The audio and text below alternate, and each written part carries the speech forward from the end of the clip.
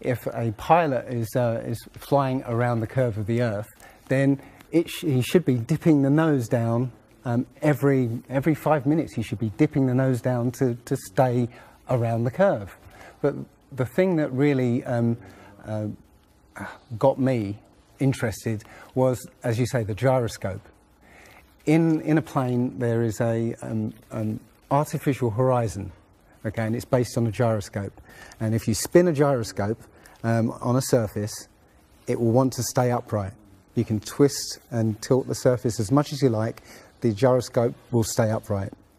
So if a plane has a gyroscope and it starts following the curve of the Earth, the gyroscope would stay upright, which means the artificial horizon will start to roll backwards. But it doesn't. That's absolute proof that a plane flies over a flat surface rather than a curved one. Because I asked the pilot on my last flight, you know, do you ever notice the artificial horizon rolling backwards? He said, no, but the artificial horizon has complex electronics in it to make sure it knows where it is on the Earth and it compensates. But I went to the manufacturer of the artificial horizon, and they confirmed to me that it's completely mechanical, nothing electronic in it whatsoever. So it's literally just a gyroscope that can freely move.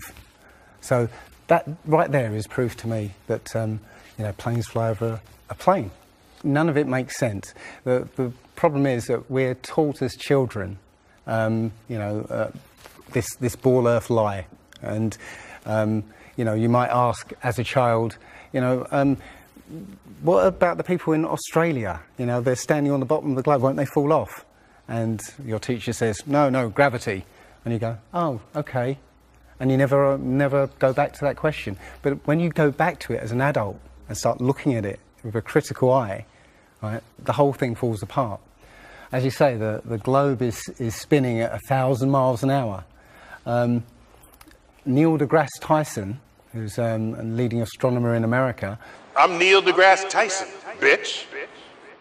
Tells us that the Earth is not a perfect circle. It is actually an oblate spheroid. It's squashed and wider at the equator. Yeah. So Earth, throughout its life, even when it formed, it was spinning, and it got a little wider at the equator than it does at the poles. So it's not actually a sphere. It's oblate, and officially it's an oblate spheroid. That's what we call it. But not only that, it's slightly wider below the equator than above the equator. A little chubbier. A little chubbier. Yeah. Chubby's a good way. It's like pear-shaped. So my question to him would be, why is there land at the equator? Because water will move more readily than rock.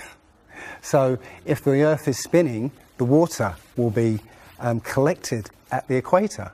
I mean, if you spin a wet tennis ball, okay, you spin a wet tennis ball, the water shoots off at the equator, essentially. So all the water will be gathered around the equator. So why is there land at the equator? Doesn't make any sense. The other thing that's about the spinning Earth is looking at the stars. Now, directly above the axis of spin is the pole star, Polaris, okay, directly over the North Pole.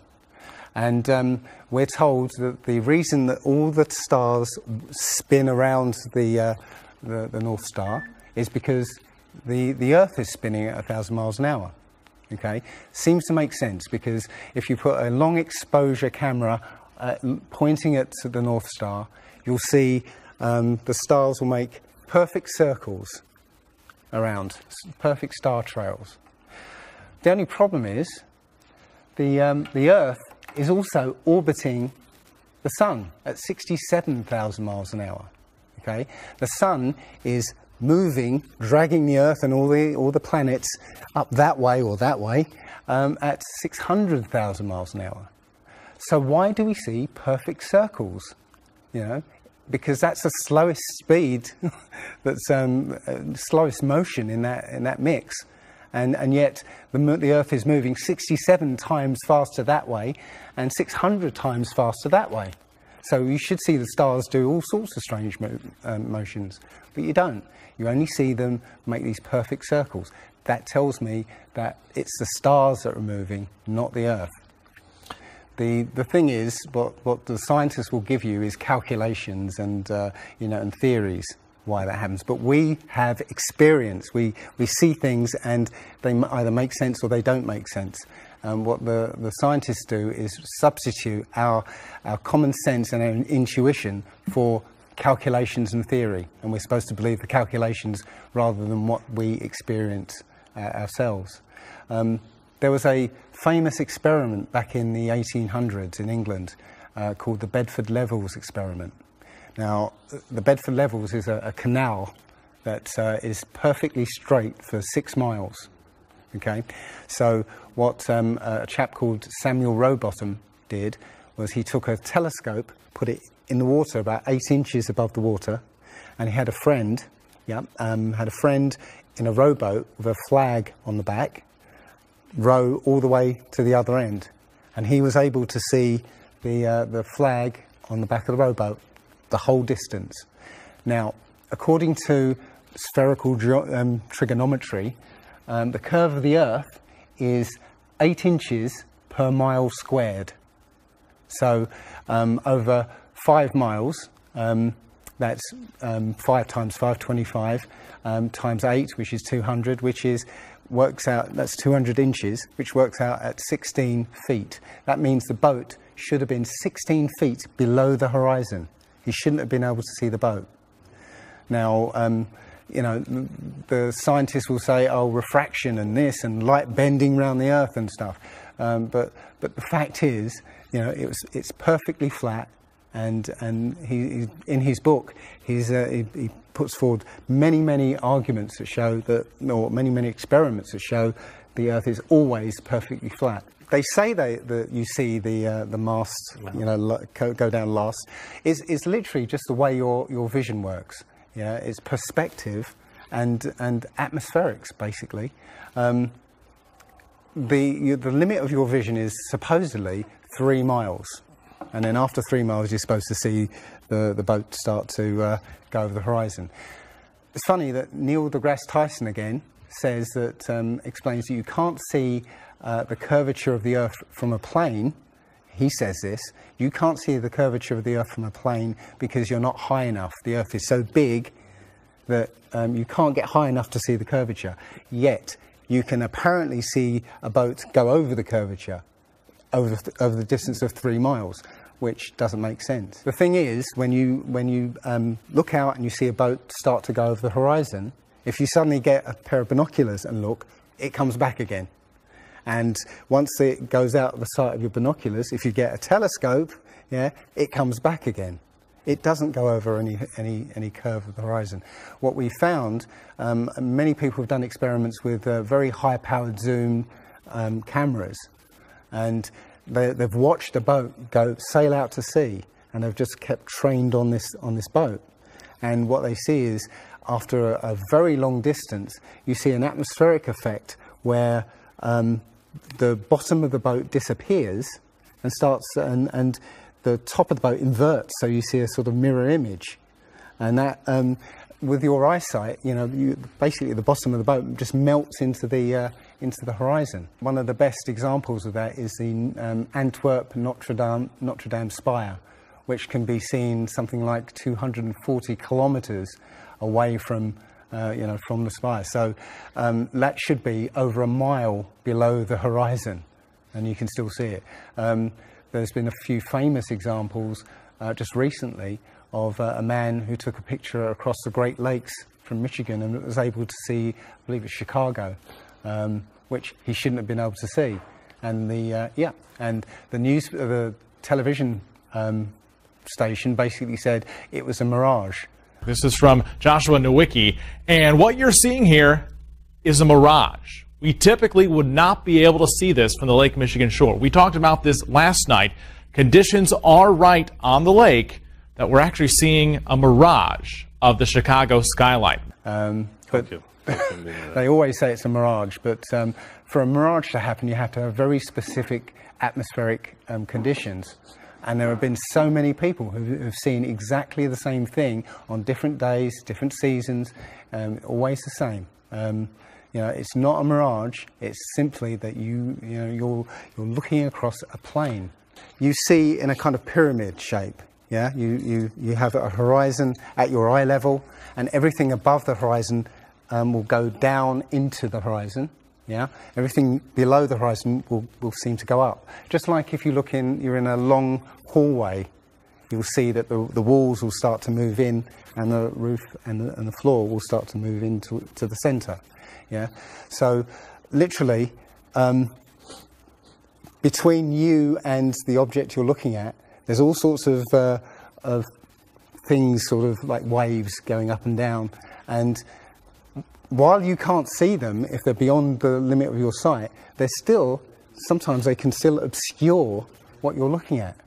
But it's just because they're between you and it. And it's just the way, it's literally perspective. It's better if I could draw a diagram, but it's a very difficult subject to get your head around if you're not used to it. But it is perspective. One sort of other proof is there's a place in Bolivia called Salar de Uyuni, which is a salt flat. It's literally 100 miles wide one way and 80 miles across. And it's perfectly flat. And when it rains, literally you get an inch of water and it looks like a perfect mirror. Now, how does that happen on a sphere? Yeah, it shows you that, you know, if you're one end of this salt flat, you can see perfectly clearly the other end 100 miles away. So it's just showing you that you know, the Earth is flat, and without the effect of the waves in the sea, you'll be able to see a whole lot further. If you were to go to NASA and download one of their photos of the Earth in the moon's sky and put it in Photoshop, okay, drop the saturation and the levels down, you'll see that the Earth has been pasted in, because you'll see a rectangular box around the Earth. It's all fraud, it's all fake.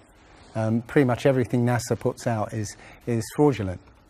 There are no images of Earth from space.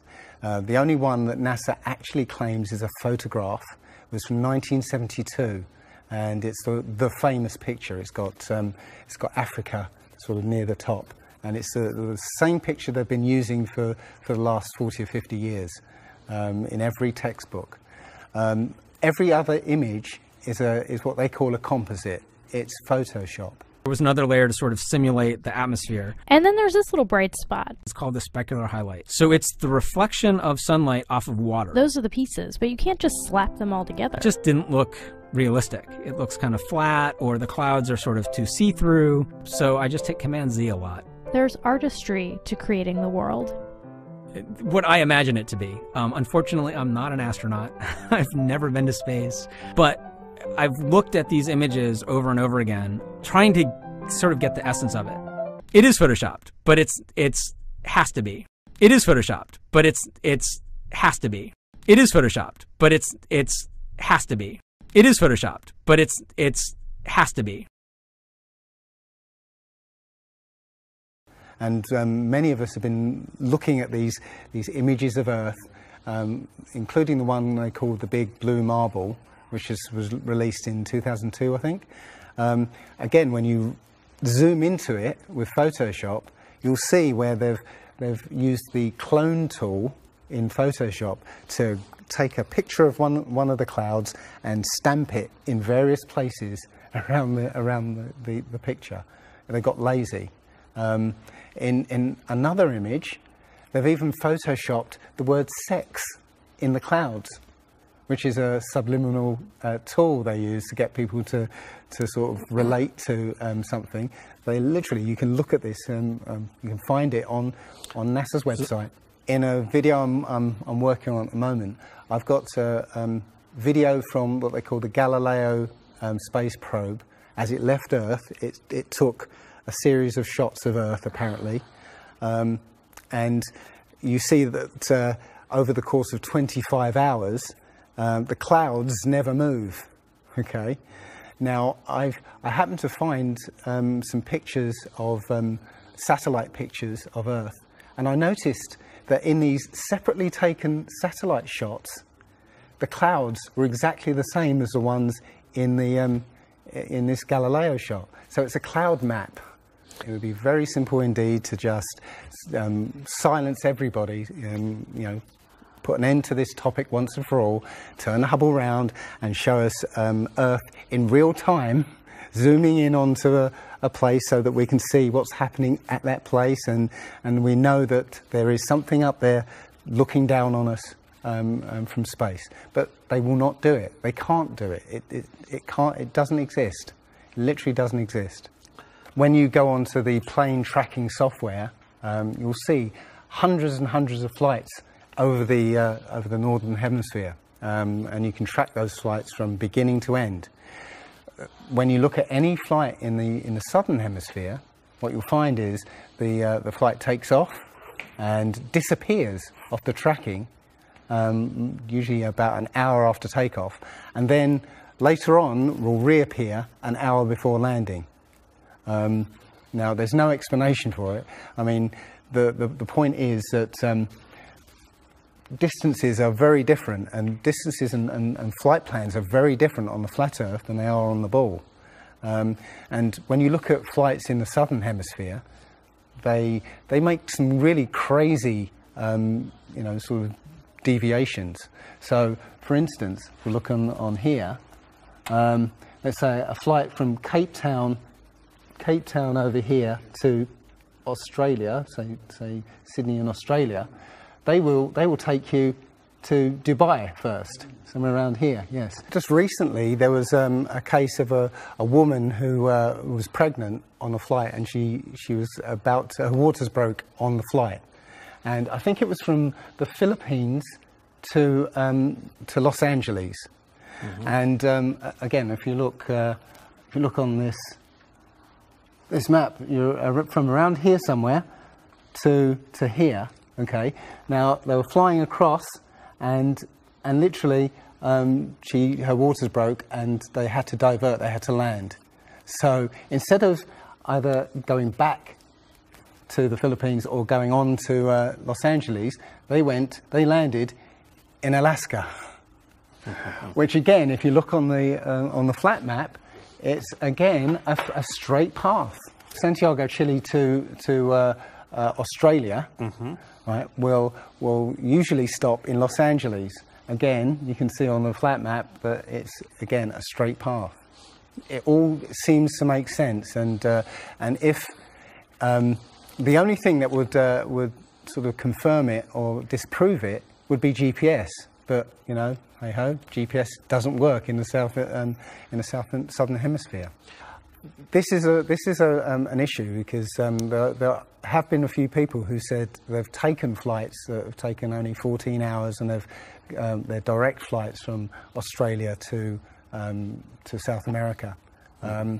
Now, somebody has actually redrawn the flat map to take into account these, you know, the distances, and apparently the distances work out. I haven't seen the map myself, but you know, I should be looking further into it. But yes, up until these people came forward, and again, I haven't seen any real evidence that they have taken these flights. They told me they've taken these flights, but who knows? They can actually advertise a flight that's direct. You know, they can price it out of the range of most people to take, and then if anybody does take it, they could cancel it. I don't think any flights actually fly directly over the North Pole at all. I think they skirt the North Pole, mm-hmm. but I don't think they fly directly over the actual pole. So mm-hmm. I don't know if it's to do with magnetics.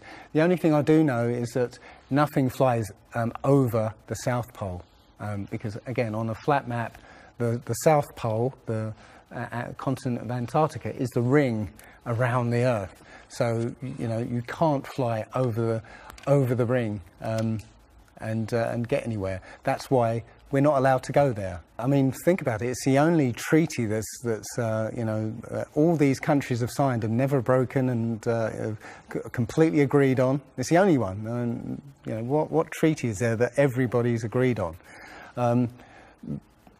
We're being kept away from it for a reason. They have some scientific bases there, and literally it's controlled by the military. If you try and go there by yourself, you will be sort of picked up and escorted back. There was a guy called Jarls Anderhoy who tried to take a mission to the Antarctica, and he was picked up and taken back by the military. It's a good reason, because they don't want you finding out what's beyond. Admiral Byrd he actually did four expeditions, and most of them were military expeditions with huge military groups. Thousands of people, planes, boats, the works.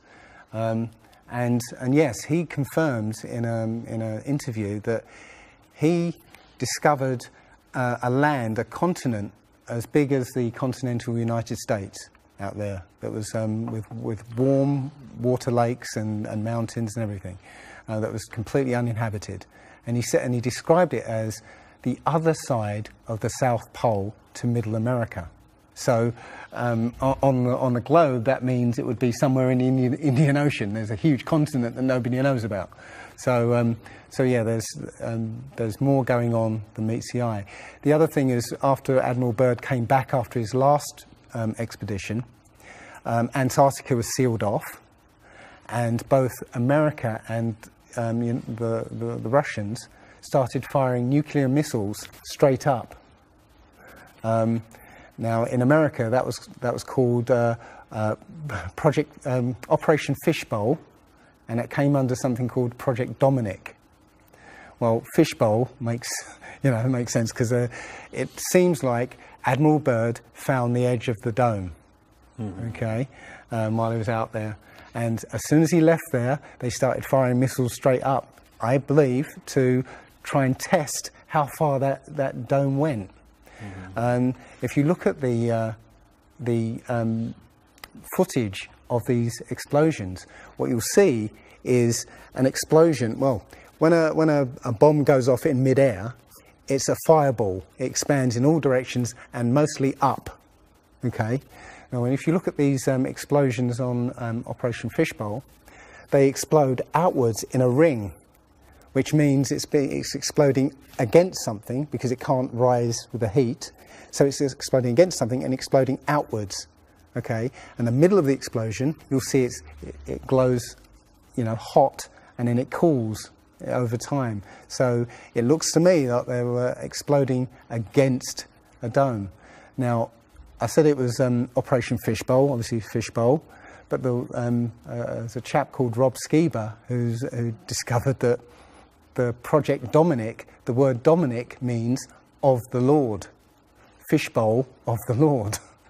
So I believe they clearly know that we're in an enclosed system, and Admiral Byrd found the edge, and they've tested to see how far it goes up. They will also say that if a sniper is trying to hit something a great distance, a couple of miles away, they have to take into consideration the spinning of the Earth, because they say that as the bullet leaves the muzzle of the gun, it's now independent of the rotation of the Earth. So, the Earth will spin away from where the bullet, and you have to take that into account. They say that about artillery shells as well, but it's not true. If that was true, a sniper would have to spend ages and ages calculating how to make that shot, and they don't. They literally take into consideration the wind and the elevation, and they don't take the Coriolis effect into consideration at all. Also, planes. If that works for bullets, if bullets, as soon as they leave the Earth, they're now independent of the spin, then why doesn't it work for planes? Yeah, there's a video on YouTube that actually tries to explain that the Coriolis effect works by using the example of a paper plane. You have to throw it. If you throw it north, the Earth will spin and the plane will land sort of east. But if you take the idea of a real plane, a plane would have to aim north to go east in that case. But that's not what happens. And if that was the case as well, planes would have to land on runways that are moving. And that would be impossible. But how is it that you can take a flight from London to New York and it will take exactly the same time as a flight from New York to London? Yeah, one's with the spin of the planet and the other one's against it. So it doesn't make sense. They'll say that the whole atmosphere is moving, yeah, with the planet, but that doesn't make sense either, because the atmosphere, say it's that thick, the top layer of the atmosphere will be moving slow, and as further you get in, will be moving faster. So how, if everything is moving like that, how do you get a light breeze that blows against the spin of the planet? How do you get a breeze that goes from north to south? It just doesn't make sense. And again, science will give you calculations and esoteric ideas, but you can go out and look for yourself, and you'll see what makes sense and what doesn't. The other thing is that we have senses to be able to sense acceleration. Yeah, you get in a car and somebody puts their foot down, and you get thrown back in your seat. You can feel the acceleration. Yeah, you can feel changes, very minute changes of acceleration.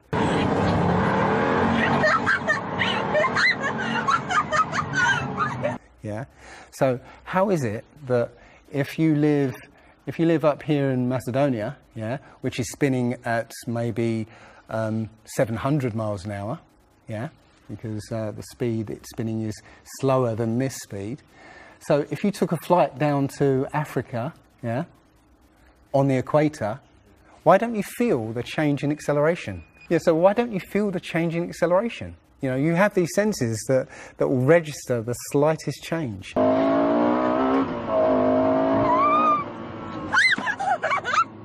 Yeah, but you get off the plane there and you don't feel dizzy, because now you're moving a lot faster. So no, it doesn't make sense.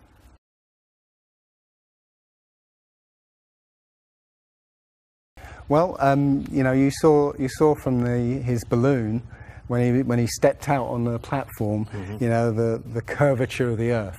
Yeah, it looked very obvious. Oh, everybody pointed it and said, "Oh, look, there's a curvature." But when you actually looked at the ground, when you looked at the Earth, well, it was New Mexico. That's where he jumped. The whole Earth that you saw there was New Mexico. So if that was a curvature, the Earth must be very, very small indeed, and New Mexico must take up a huge part of it. Yeah, it was a fisheye lens to curve that, to make that curve. And when he jumped, it took, I think it took him like 2 hours to get to that height. Yeah, he went straight up. In that 2 hours, the Earth should have rotated away quite a distance, but I think he only landed something like 70 kilometers away from where he sort of went up in the first place, and that can be attributed to the wind. So no, I mean that there's no proof whatsoever. There is so much to this. As I said, if you start looking and asking questions about the very basic things, you'll find that the answers you were given as a child just do not make sense.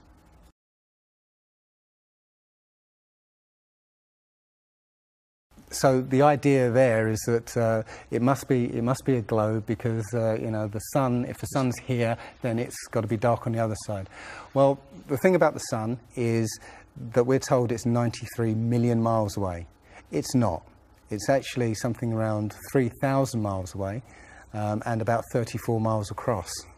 That might sound really crazy, but if you look at look out on a day that's got broken cloud, you'll see that the sun rays will come out at an angle. Most people have seen this. The rays come down in angles. If the sun was 93 million miles away, then all the light will be coming parallel. So if you imagine, there's no way to show 93 million miles, but something way, way over there, all the light that reaches this globe will be parallel. There's no way that light can come that far and spread out like that. Now, if you follow those light rays, you'll see exactly where the sun is. And as I said, it works out to be about 3,100 miles. Now, if that's the case, and the sun is circling over this flat plane, yeah, its light range is limited. So it's illuminating the path of the Earth. It's like over at the moment. So, say over Europe, it might, or over South America there, it's over there. Well, Australia's going to be in the dark because the sun isn't going to throw enough light to illuminate Australia. Yeah. Now, most people say, well, I see the sun rise and set. How can that be if it's just going round in a circle? Well, that's perspective again. If you actually see video of the sun coming up and going down, many times you'll see that the sun starts off as it's coming up very, very tiny, and it gets bigger as it gets closer to midday and then gets smaller again. It's literally that effect of perspective, you know, with something's above you, like the ceiling in a hallway, yeah, as it goes further away, it will seem to sink down towards the horizon until it disappears beyond the limit of your sight. And that's all you're seeing. You're seeing literally the sun circling overhead, but seeming to set.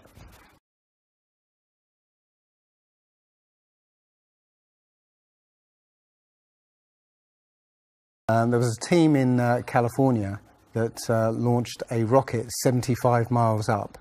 And you can find this video on YouTube. It's difficult to watch because the cameras, there were 7 cameras on this rocket, and it was spinning as it went up, so it's very, I say, difficult to watch. But this chap, Refi, studied this video meticulously, looking for some kind of mistake or some kind of evidence, and he realized that he could see the moon. So he went online to a website called timeanddate.com, where it will show you graphically where the moon and sun is at any time on any day. And he did a bit of detective work to find out exactly when the rocket was fired, and found that the moon should have been on the other side of the planet, over Australia. Now, the rocket was 75 miles up and it could see the moon, but anybody down on the ground wouldn't be able to see it. But the point is that if the moon was over Australia, on the other side of it would be on the other side of the planet, which is, okay, there. So down there on the other side of the planet, and the rocket went up here. So there's no way that rocket should have been able to see the moon on the other side of the planet.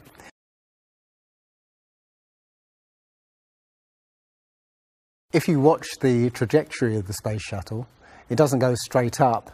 It always goes in a curve and out to sea. The point is that they actually go horizontal. The space shuttle goes horizontal. It never goes any further up. It goes horizontal, very, very low down in the atmosphere, because it drops its external tank while it's still in the atmosphere. So, you know, it's still in the atmosphere while it's horizontal, so it never gets any higher, and it goes out of sight, not because it goes too high, because it goes too far downrange. And it seems that nobody's ever on the space shuttle, and the proof of that is the Challenger disaster. In, I believe it's 1986, the Challenger exploded just after takeoff and killed 7 astronauts. But it turns out that 6 of the astronauts are still alive, and most of them are using their original names. And you can find pictures of them. They're using the same names, and they're doing ordinary jobs now. Teachers, lecturers, lawyers, whatever, but they're still alive. I think it's a mock-up. I think it's an empty shell and literally just dishes in the sea, out of sight. And they have a plane that's mocked up to look like a space shuttle. And you can see whenever the space shuttle lands, you can hear it. It's a loud jet engine. You watch any video of the space shuttle landing, you can tell it's a jet engine. It's a jet-powered aircraft. That's it. It's not a glider. In my video, I show you a glider, how that seems, and then I show you the space shuttle. And yeah, it's not a glider. It's an aircraft. And that's what they're fooling us. They're taking billions of dollars in and giving us images and fake planes for that 10 billion, you know, however many billions of dollars it is. That you've got the external tank and the space shuttle. Yeah, it's like horizontal at this point, and then they drop the tank. Okay, now the space shuttle isn't powered at this point because the tank has all the fuel. Yes. Okay, so when the engine stops, the tank is dropped. Basically, the space shuttle and tank should follow the same path because neither of them are powered. They should both fall in the same way. Now, because the tank has all the fuel, those pods on the back of the space shuttle aren't fuel tanks. They have a very, very small amount of fuel in there for orbital manoeuvring. But from this point, which again is still in the Earth's atmosphere because the tank, you know, is falling there, it now has to go from there into orbit. They haven't got the fuel there to insert it into orbit.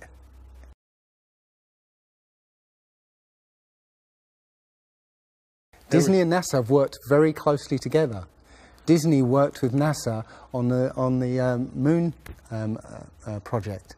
Yeah, they made it. They filmed it so that it would be entertaining for the masses. Yeah, and they're still working with NASA. I absolutely believe that Stanley Kubrick, you know, filmed the moon landing. He left a few clues just to say, so that, you know, like Michelangelo. Yeah, so that we eventually would know that this was his work. Yeah, I did this. It's a joke. It was meant to fool people in the 1960s. So you got like clear footprints, but yet you don't have where an impression where the pads of the lunar lander were. Or a blast crater where the engines were blasting downwards, and also the camera followed the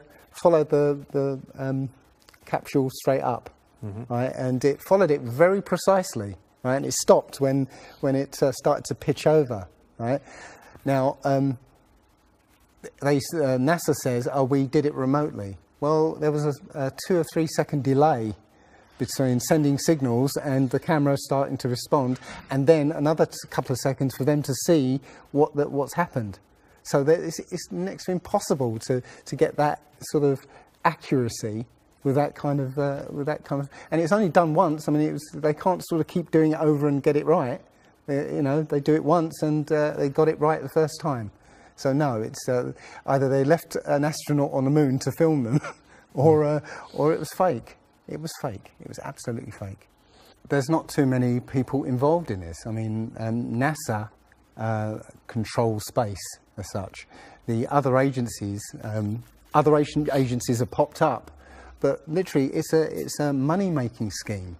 NASA makes, you know, hundreds of billions of dollars a year. Dobra, Rusi. Okay.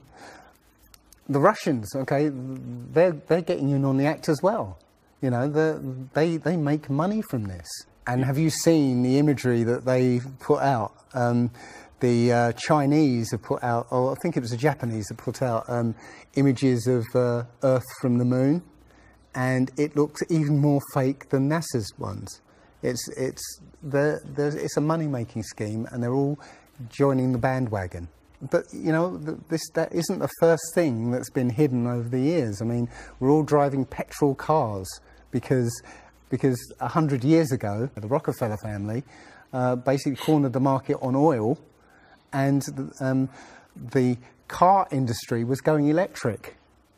So, you know, all cars would have been electric from the get-go, but they basically forced everybody to use petrol cars, and have hidden this secret. And literally, you know, we could be running around in electric cars that have unlimited mileage by now, but we're still using these 100-year-old machines, dirty machines, because of a secret that's been kept. It's easy.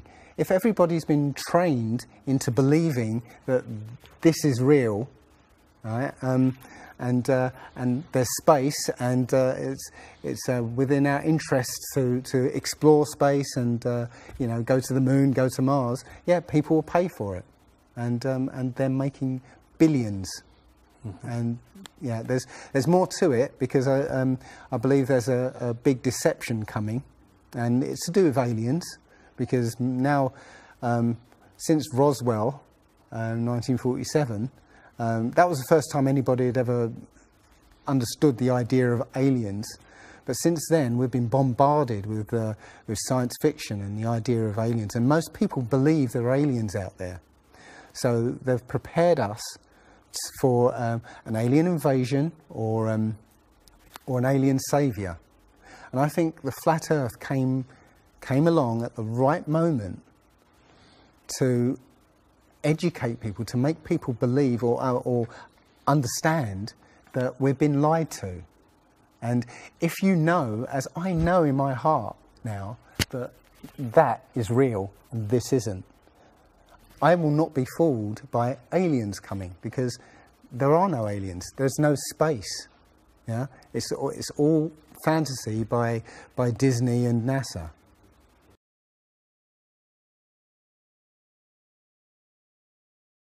Well, the Bible has a very, very clear view of what this place is, and it matches that place more than it matches this. Okay, and what it says is the great deep is under it, just water. It's just deep water, and above the firmament is water. And you know, it says in Genesis that he separated the water below from the water above, and made a space. And then made dry land appear out of the water. So what's under the flat Earth? Well, it's water, and it just goes on. Again, I don't know for sure, because I've not been under there. I don't know what's past the outside of, or the you know, the first few hundred miles of Antarctica. But everything I've seen over the last year and a half tells me that is true and this isn't. And I'm starting to believe and trust my intuition about this.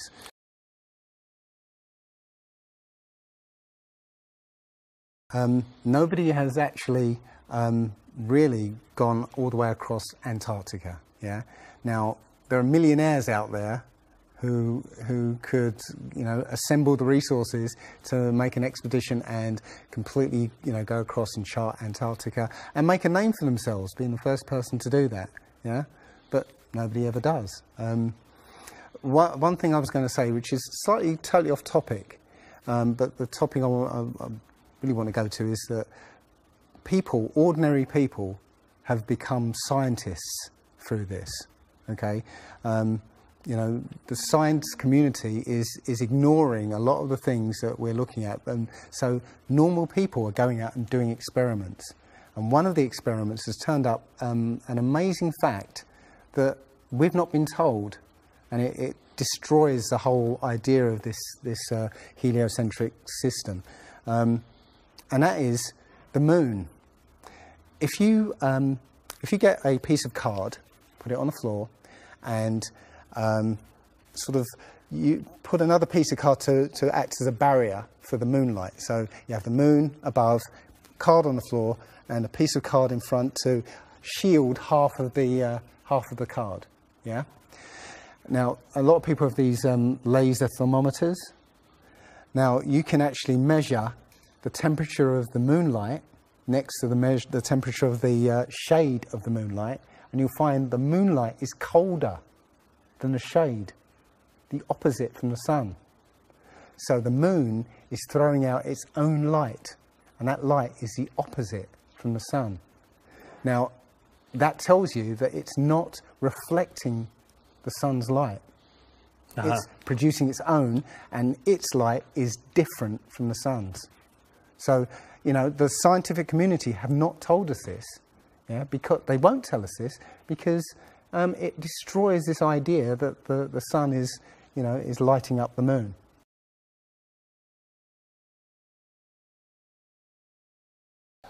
This world is very different from what most people think it is. There are very powerful people who essentially rule this world right now. And the ordinary person is a slave in this world. And slaves aren't educated.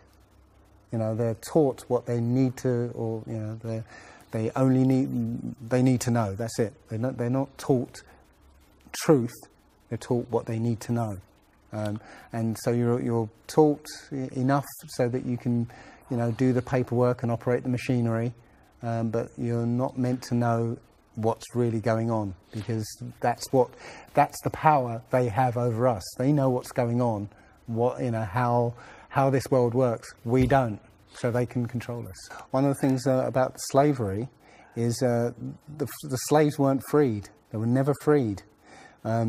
When the 14th Amendment or 13th Amendment, I can't remember which one, actually made everybody a slave.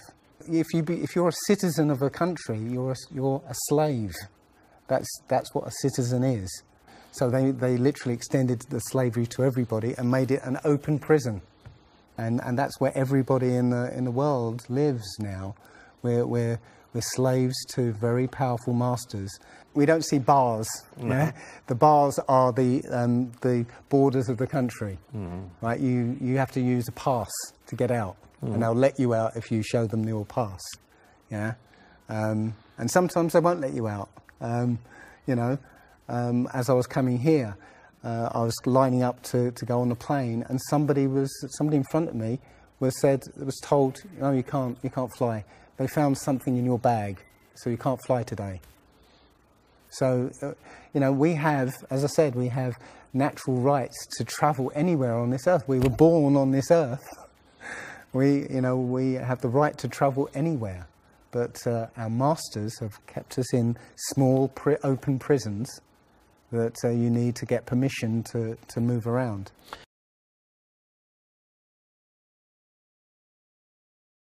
This idea that, billions of years ago, nothing exploded and then everything came out of that nothingness, ridiculous.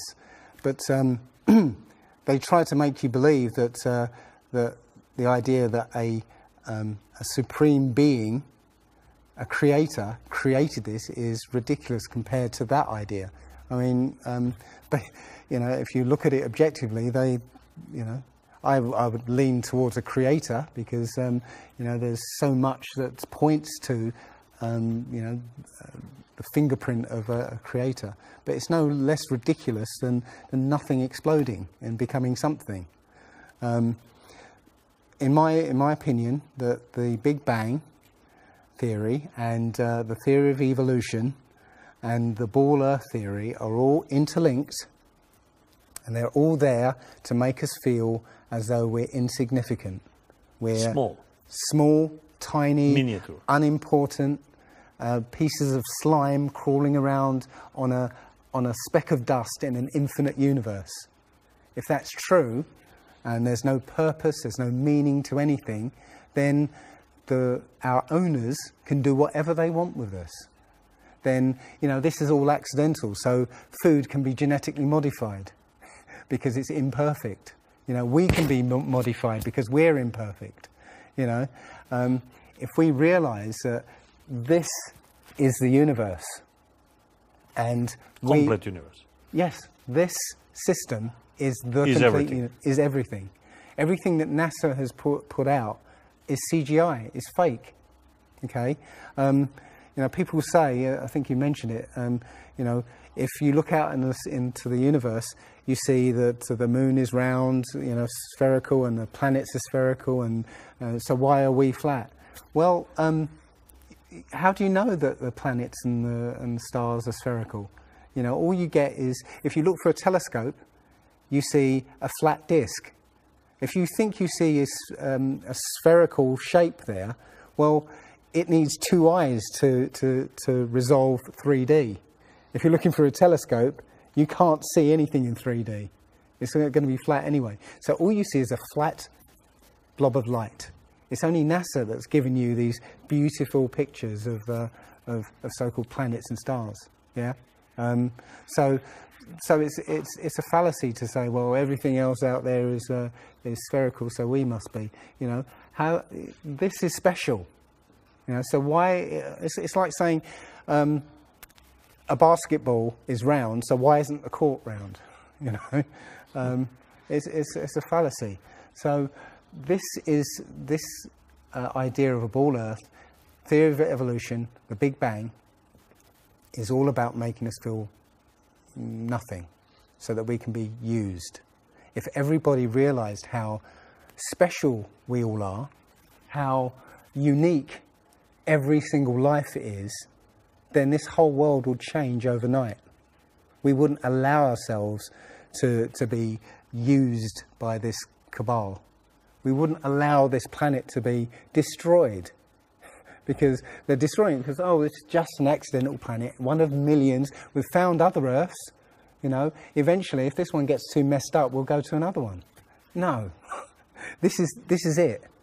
So if we all realise that, then we wouldn't allow all these things that are going on. It's all about control.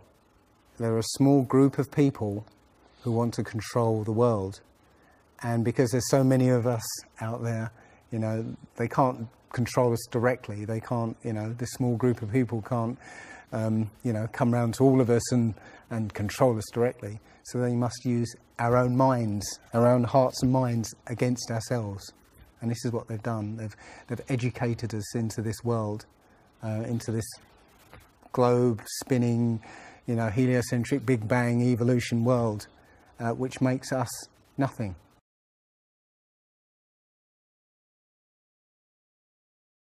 This is amazing, because when I first started looking, it was about a year and a half ago, I looked on YouTube and there were maybe about 100 videos, not even that probably, and nobody was talking about it, right? And then over 2015, it exploded. There are thousands and thousands and thousands of people looking at Flat Earth now. And what happens is that you'll watch something or read something, and something will strike a chord in your mind, and you'll think, yeah, I've always wondered that. And what will happen is you will start feverishly researching. I mean, what happened to me was, as soon as I got that, I spent every waking hour looking for things and testing things, and this seems to be replicated with thousands of people around the world who suddenly come into this. They start, you know, researching and getting a passion for this, because this is what I think, it's the truth. And we recognise the truth when we hear it. And you know, we feel it. And this I believe, has come at the exact right time, so that we awaken to what's going on in the world. Nothing else, you know, 9/11 even hasn't awoken people, right, to this extent. You know, for me, I've been an atheist for 40 years. From the age of 13, you know, I didn't want anything to do with God and Bibles and whatever, and religions. And now I know for a fact there is a creator. I've seen his fingerprint, you know, not just with the Flat Earth. Everything I've done in the last 5 or 10 years has led me to see that there is a creator now. there's a great many people out there who have had exactly the same revelation as I have. And it is. I'm now following the commandments and trying to be the best human being that I can be, because I think it was a guy called Kent Hovind who said there are only two possibilities. Either there is a God or there isn't. And both of them are terrifying. Yeah. If there isn't a God, then nobody's in control. We're hurtling through space and there's no plan and there's no nothing, and you know, that's terrifying. If there is a God, then we'd better find out who he is and what he wants and do exactly what he says. And it turns out that he gave us very specific instructions on how to live. And they're not rules as in, you know, laws that you must follow because, you know, or put you in prison if you don't. No, these are rules to live by, to make a harmonious world. You know, don't harm anyone, don't kill anybody, don't steal from people, you know, don't covet people's items, you know. Don't lie. Don't lie. I mean, these things are written in our hearts anyway, yeah? But we're in a society that that legalizes all of the 10 Commandments. You know, the policemen and soldiers can kill. They're allowed to kill. Yeah, you know. Politicians can lie. They can lie. They're lying all the time. They're lying all the time. Police have been told that they are allowed to lie to try and get to catch somebody. Yeah, they're allowed to lie. Everything in the 10 Commandments is legalized in this society. That tells you who runs this society. Yeah. So yeah, this is a profound movement. I don't like using the word movement, but it's a profound shift in consciousness for people, because unlike any other topic that's come out in the last few years, this one has made people realise that they've been lied to.